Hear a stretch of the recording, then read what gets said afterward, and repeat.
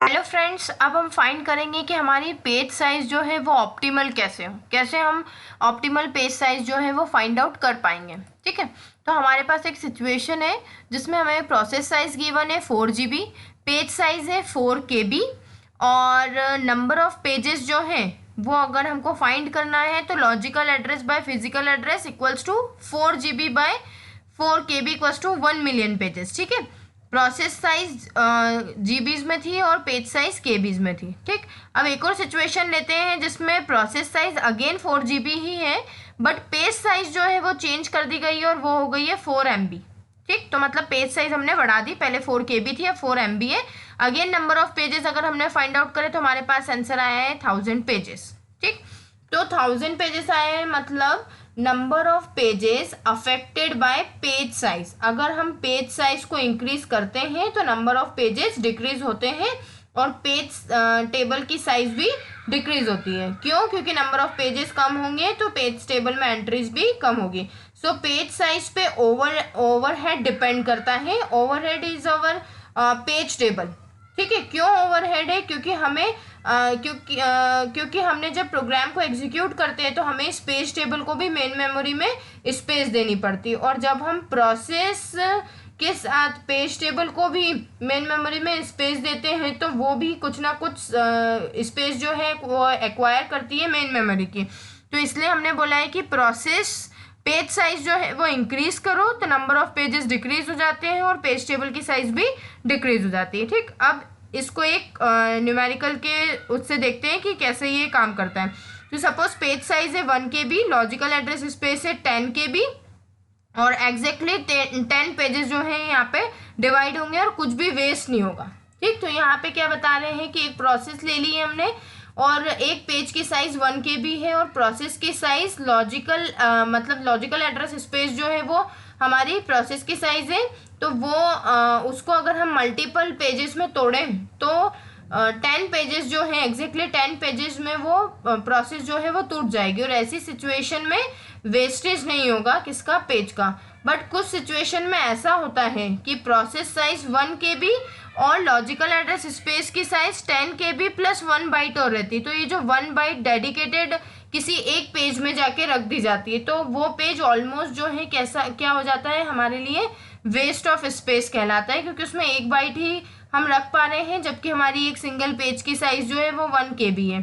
तो आधे से ज़्यादा पेज जो है वो हमारा क्या हो गया है, वेस्ट हो गया।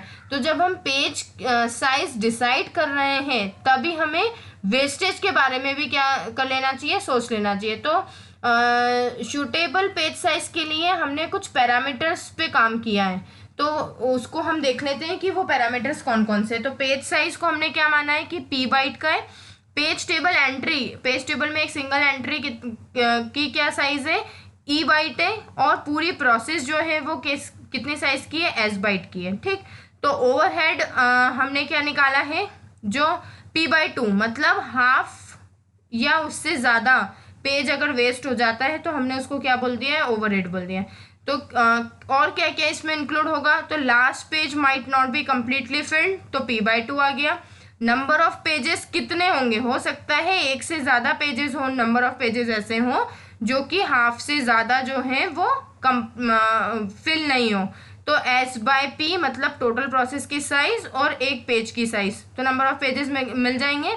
और इस नंबर ऑफ पेजेस पे क्या डिपेंड करता है, पेज टेबल, तो हमने बोल दिया पेज टेबल की size and also it is wasted because of page table. तो पेज टेबल की साइज जो है वो क्या होगी, ये पूरा जो हमारा कैलकुलेशन है ये होगा। ठीक, तो इससे हमको क्या पता चल गया है, हमारा ओवरहेड जो है वो पता चल गया है। अब हम क्या चाहते हैं, इस ओवरहेड को कम करना चाहते हैं। हमने तो ऑप्टिमल पेज साइज ही हमको पढ़ना है, तो सूटेबल पेज साइज क्या होगी, सो हम ओवरहेड को मिनिमाइज करने का ट्राई करेंगे। सो हम इसको क्या कर देंगे, डिफ्रेंशिएट करेंगे और 0 तक जाने की कोशिश करेंगे।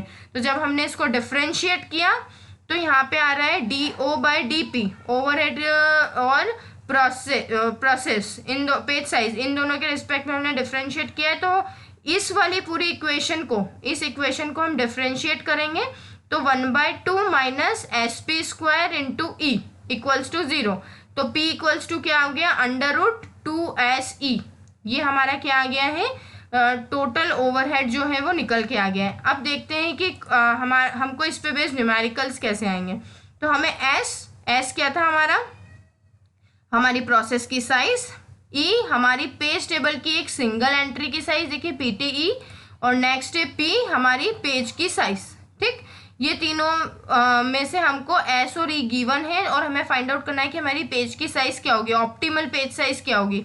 तो प्रोसेस जो है वो 4 KB की सपोज, और पेज टेबल की एक एंट्री की साइज 8 बाइट है।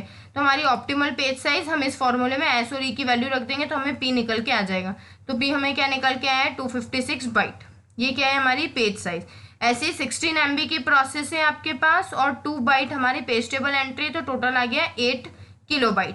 ठीक, क्या पेज की साइज। ठीक है, तो ये हमारा ऑप्टिमल पेज साइज निकालने का एक छोटा सा न्यूमेरिकल था।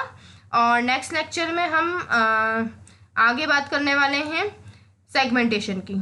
ठीक है, और एक और चीज़ मैं आपको ये बता दूं कि कोई भी प्रोग्राम जो है उसके 3 सेक्शन होते हैं, कोड सेक्शन, डेटा सेक्शन और stack section.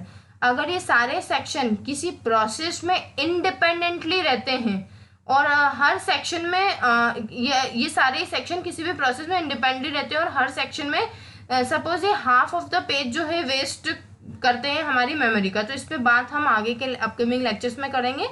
Okay, thank you. अगर आपको मेरा लेक्चर अच्छा लगा है तो लाइक बटन पे क्लिक कीजिए और मेरे चैनल को सब्सक्राइब करके और अपडेट्स लेते रहिए। Thank you.